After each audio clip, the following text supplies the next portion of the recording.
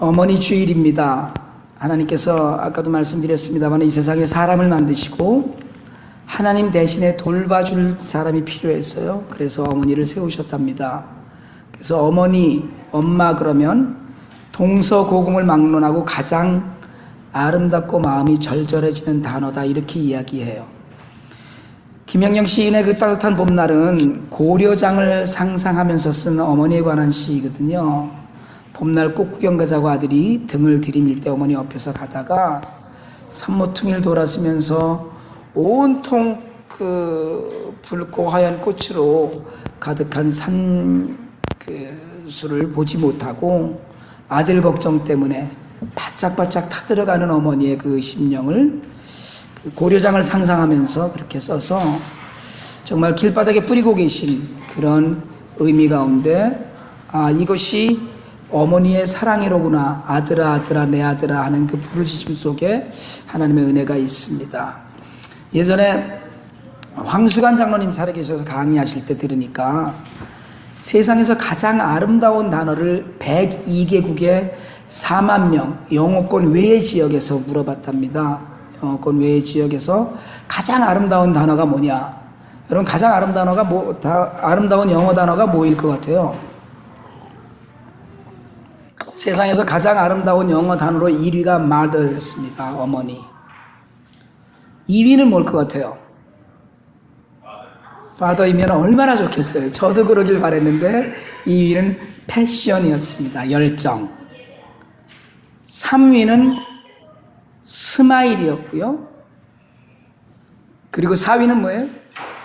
4위는 love였어요. 황수관 장로님 이거 강의하시면서 그러시더라고요. father를 찾았는데 10위권에도 없고 70위까지 찾았는데 없답니다. 그래서 때려치셨다 그러더라고요. 엄마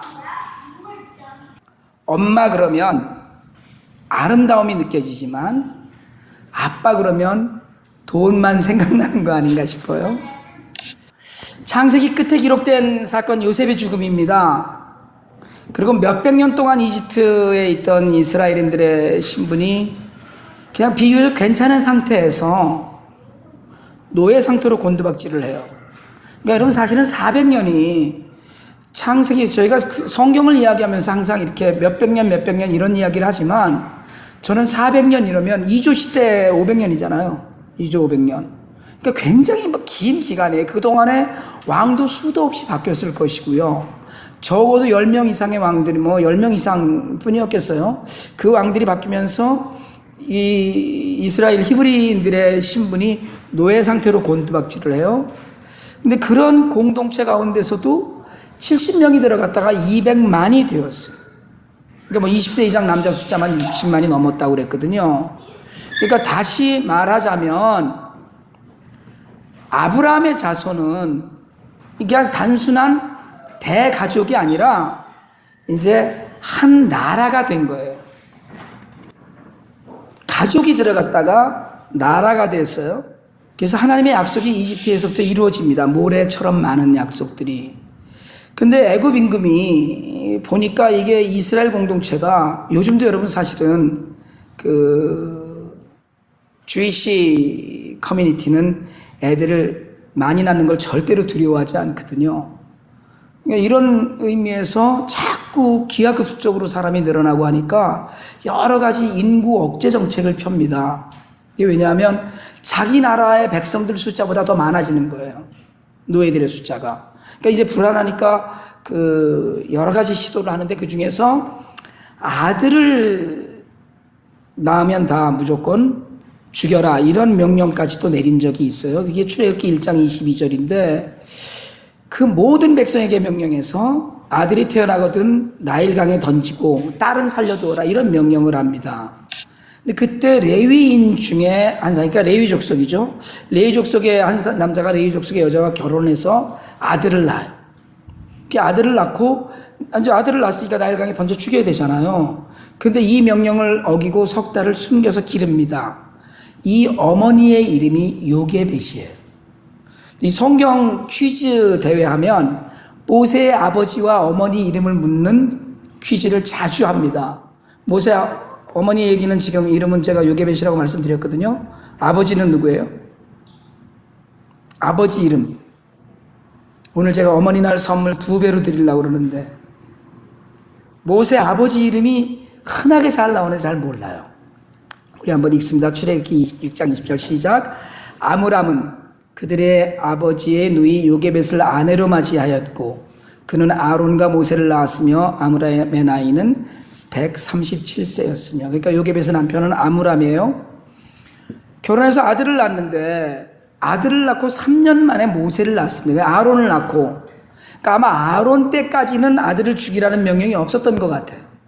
근데 모세 때에 와서 이 명령이 아들들은 다 버려라 이렇게 얘기를 해요. 그래서 오늘 우리가 읽은 성경에 보면 그가 임신하여서 아들을 낳았는데 잘생긴 것을 보고라는 이유로 아이를 살린 이유를 설명을 합니다. 근데 여러분 이 구절을 읽으면서 정말 잘생겨서였을까라는 의문이 하나 들어요.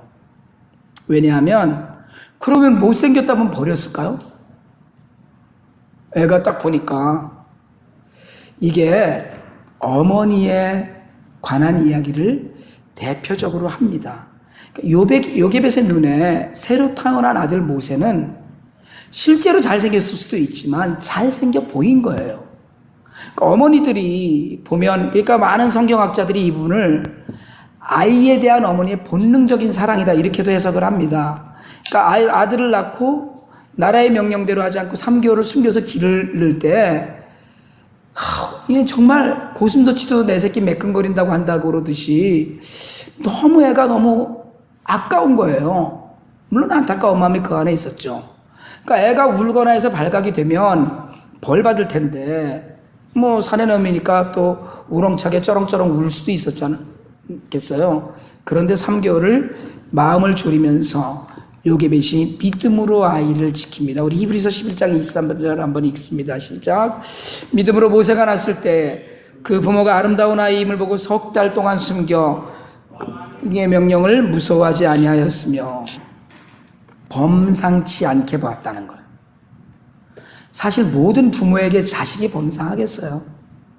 어떤 자식이, 여러분 제가 내 아이를 내가 야단치는 건 괜찮은데 남이 야단치는 건 싫을 거라는 거예요.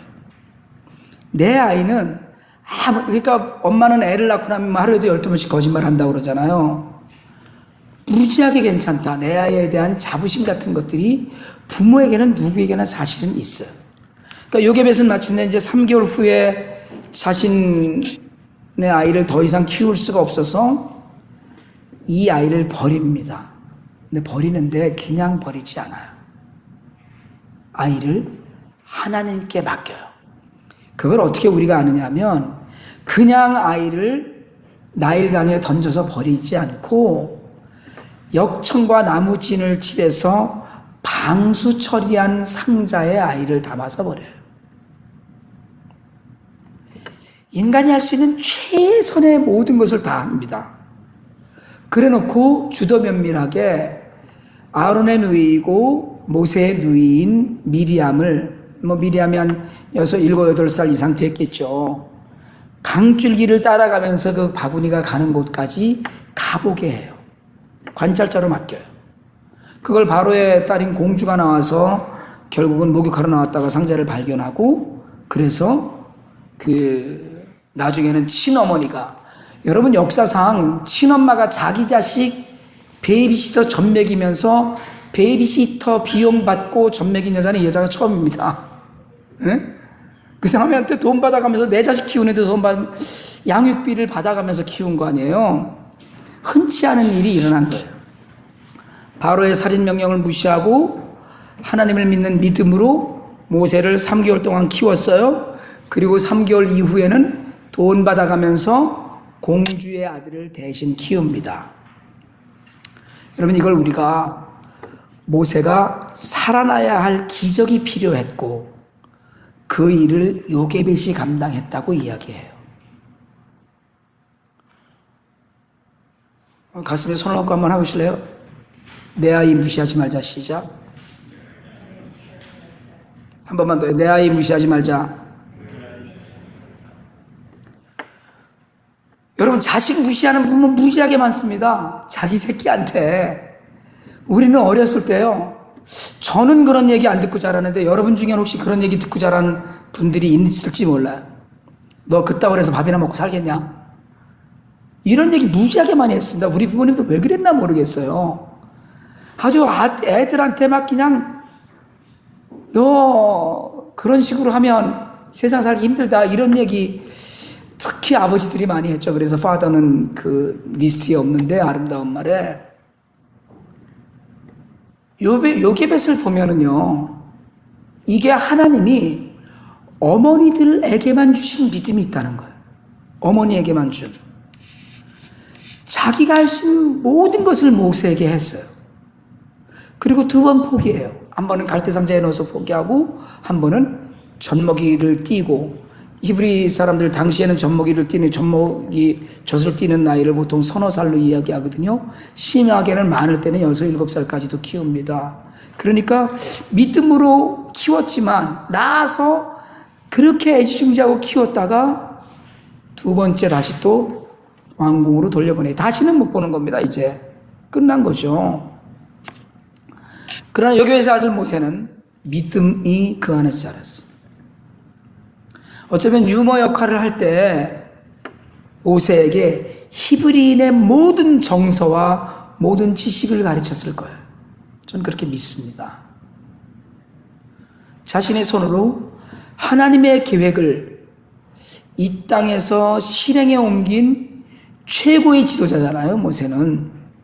그걸 살리기 위해서 지혜와 용기를 보여줬어요. 사실은 요게벳의 이 용기를 통해서 하나님으로부터 택함받은 용기 있는 어머님의 믿음, 우리가 이 믿음을 바라볼 수 있어야 합니다. 요게벳을 바라보면서 우리가 어머니가 갖고 있는 용기와 희생을 이야기해야 돼요. 자식은 부모를 대신해서 죽지 못합니다. 그런데 부모는, 특별히 어머니는 아이를 대신해서 죽을 수 있는 분이에요. 이건 용기예요. 그리고 희생이에요. 자녀의 생명을 보존하기 위해서 왕의 명령을 거역했어요. 그리고 하나님과 민족에 대한 섬김에 희생의 본을 보였어요. 여러분, 이 요게벳의 용기와 희생이 없었으면 출애굽 없었을지도 몰라요. 하나님이 다른 사람을 세우실 수도 있었겠지만 하나님의 계획에 차질이 있었을지도 몰라요.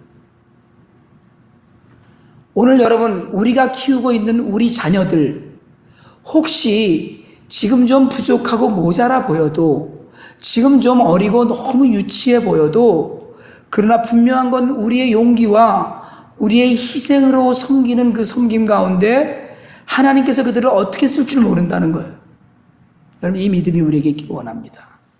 그리고 요게벳에게는 비전과 믿음이 있었어요. 오늘 본문도 아이가 잘생겼다고 했는데요. 그런데 사도행전 7장 20절에서 그가 뛰어나게 생겼다고 이야기해요. 아름다운 아이라고 얘기했잖아요. 그러니까 아이의 용모를 보면서 요게벳이 생명의 가능성을 봤어요. 아이가 영적 목적을 위해서 지명되었다라는 것을 본능적으로 하나님의 비전을 깨달은 거예요. 여러분, 사실은요, 요새 오늘날 미혼모 문제가 굉장히 큰 문제로 많이 있잖아요. 특별히 미혼모 문제 갖고 있는 문제 중에 하나는 뭐냐면 아이를 낳고 얼굴을 보지 않고 입양 보낸다는 거예요.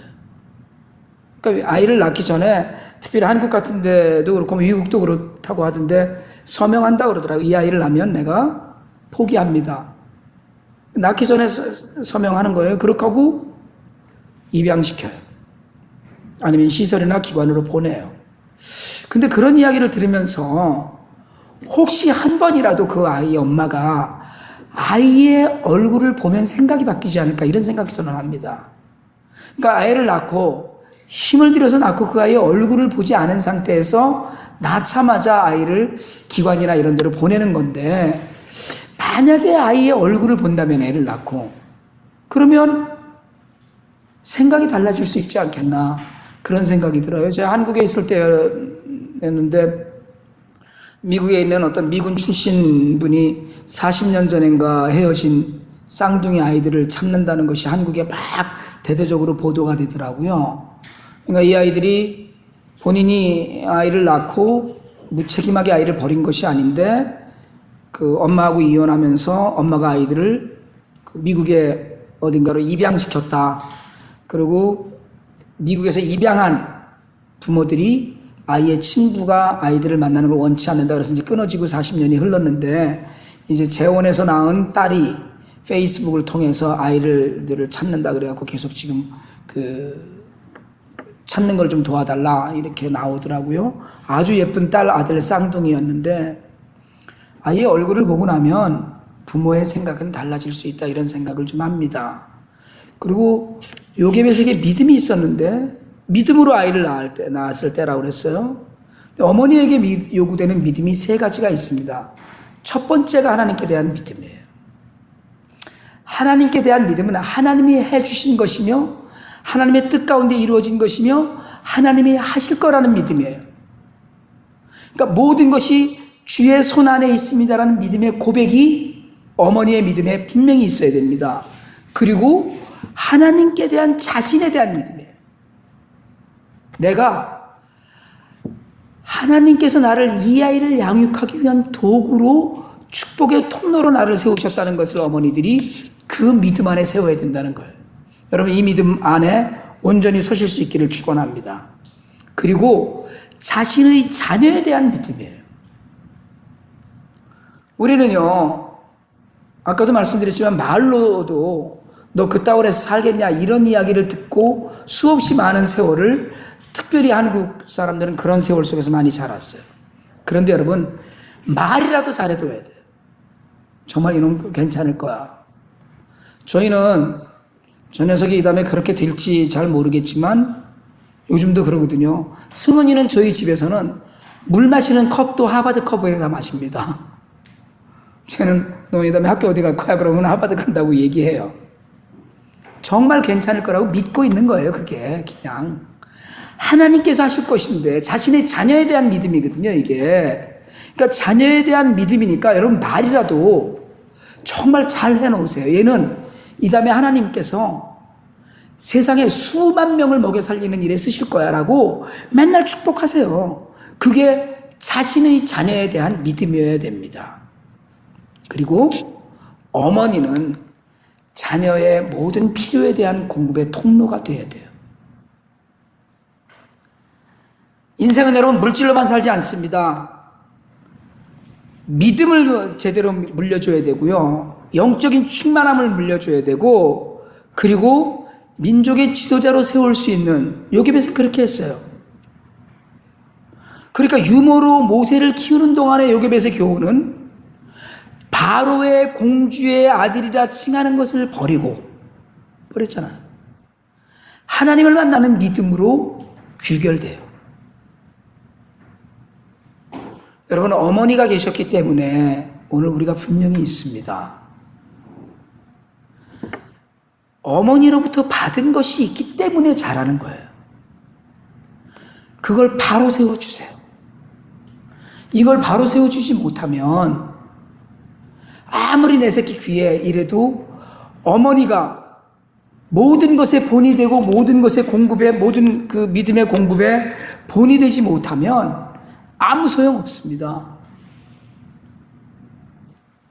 애들 잘하는데 어머니가 해주는 게 없는데요. 아무리 우리 새끼 필요한 거 다 해준다고 하지만 보여주는 게 없으면 여러분 모세처럼 자라는 놈들도 그냥 한낱 노예의 한 사람으로 살다가 죽었을지 몰라요. 정말 그랬을지 모릅니다. 모세가 아니라 모세보다 더 뛰어난 지도자로 살 수 있었던 인생이었는데 불구하고 어머니가 믿음으로 단호하게 키우지 못해서 어머니가 믿음으로 본을 보이면서 키우지 못해서 아이가 결국은 그냥 전향 가는 경우도 있어요. 어머니가 자녀의 모든 필요의 공급원이라는 이야기에는 매를 든 사랑도 필요하고 따뜻한 사랑도 필요하고 물질적인 공급도 필요하고 정말 귀한 건 믿음 앞에서 바로 서는 것이 필요해요.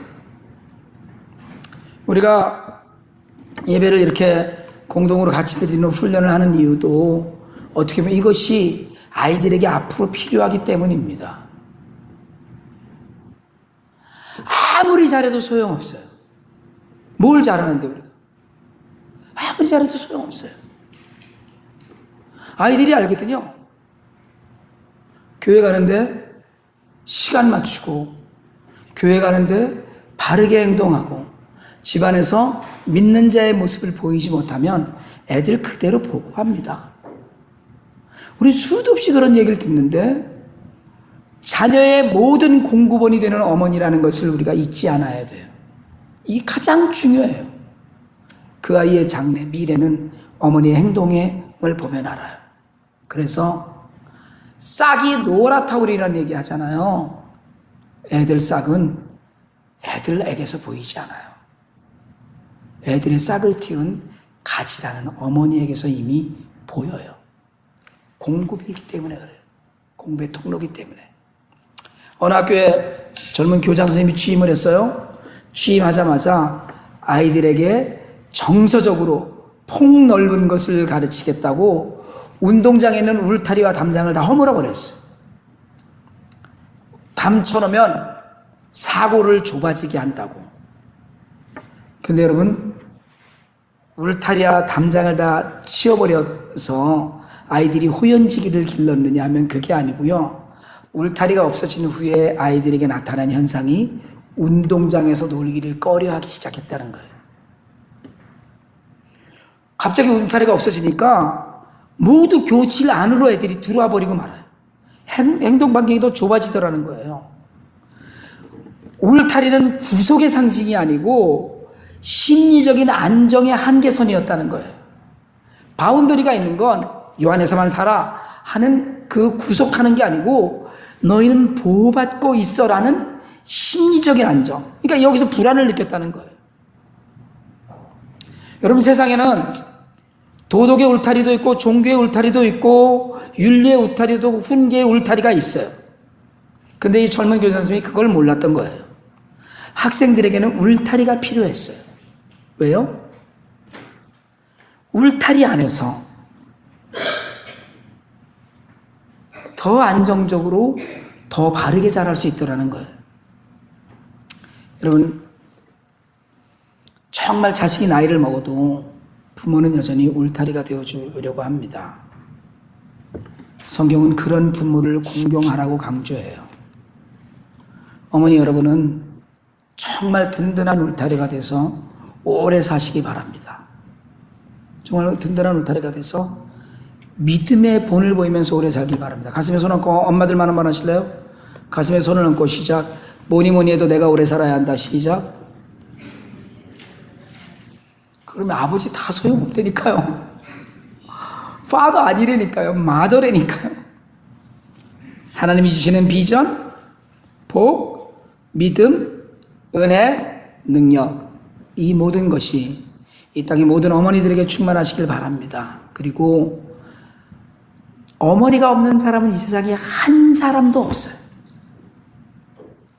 그 어머니를 둔 우리 모두, 그리고 그런 어머니를 아내로 둔 모든 사람들에게도, 그리고 자녀를 기억하면서 기도하는, 어머니를 기억하면서 기도하는 우리 모두에게 이런 동일한 주님의 은혜가 있기를 주님의 이름으로 축원합니다.